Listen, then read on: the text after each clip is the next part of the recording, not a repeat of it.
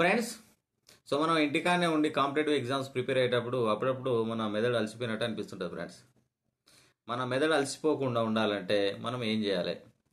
ఏం చేస్తే మనం ఎక్కువ గంటలు చదవగలుగుతాం? సో ఫస్ట్ అన్నిటికంటే మనం చేయాల్సింది ఏంటంటే స్లీపింగ్. ఫ్రెండ్స్, సో కనీసం 7 నుంచి 8 గంటలు అయితే ఖచ్చితంగా మనం అయితే నిద్రపోవాల్సినటువంటి అవసరం అయితే ఉన్నది.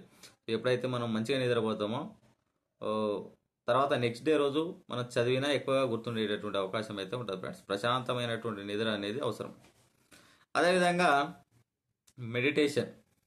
సో మెడిటేషన్ అనేది చాలా చాలా ఇంపార్టెంట్. ఫ్రెండ్స్, సో మీ ఇంటి దగ్గర ఉన్నటువంటి students morning 5 minutes, evening 5 minutes ఖచ్చితంగా మెడిటేషన్ చేయండి.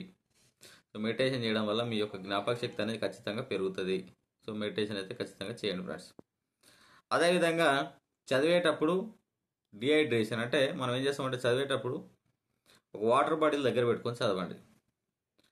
అప్పుడప్పుడు ఇన్ని నీళ్ళు తాగడం వల్ల సో మన మెదడు అనేది కూడా చురుకుగా పనిచేసేటటువంటి అవకాశం అయితే ఉన్నది. ఫ్రెండ్స్, దాని తర్వాత సో మనము ఇంకా మెదడుని ఇంకా యాక్టివ్గా ఉంచని కోసం అయితే మనము డైలీ ఒక పజిలో లేదంటే గత అంశాలను మన చదివిన అంశాలను గుర్తు చేసుకోవడం ఇట్లాంటివి చేస్తూ ఉండాలి. ఫ్రెండ్స్, అట్లా చేయడం వల్ల మన మెదడు అనేది యాక్టివ్గా ఉండేటటువంటి అవకాశం అయితే ఉన్నదనమాట. దాని తర్వాత ఎక్సర్సైజ్ అనేది చాలా చాలా ఇంపార్టెంట్. ఫ్రెండ్స్, సో మీరు ఎంత బిజీగా ఉన్నా, ఎన్ని ఎగ్జామ్స్ దగ్గరకు ఉన్నా, సో మీరు ఒక 30 మినిట్స్ వాకింగ్ అనేది ఖచ్చితంగా చేయాలి. దాని తర్వాత స్ట్రెచ్చింగ్ లాంటి ఎక్సర్సైజులు కూడా మీకు ఎంతగానో ఉపయోగపడుతుంది. ఫ్రెండ్స్, దాని తర్వాత ఇంకా బాగా గుర్తుంచుకోవాలంటే మనకు సివిల్స్ ప్రిపేర్ అయ్యేటటువంటి students mind mapping, charts, graphs ఇవన్నీ వేస్తూ ఉంటారు అనమాట. సో అట్లాంటి టెక్నిక్ ద్వారా కూడా మనం చాలా అంశాలను అయితే గుర్తుంచుకునేటటువంటి అవకాశం అయితే ఉన్నది. ఫ్రెండ్స్, అదేవిధంగా పౌష్టిక ఆహారం, గింజలు కానీ, పండ్లు కానీ, తృణధాన్యాలు కానీ చాలా చాలా ఇంపార్టెంట్ అనమాట. సో వీటిని కనుక మనం తీసుకున్నట్టయితే మన యొక్క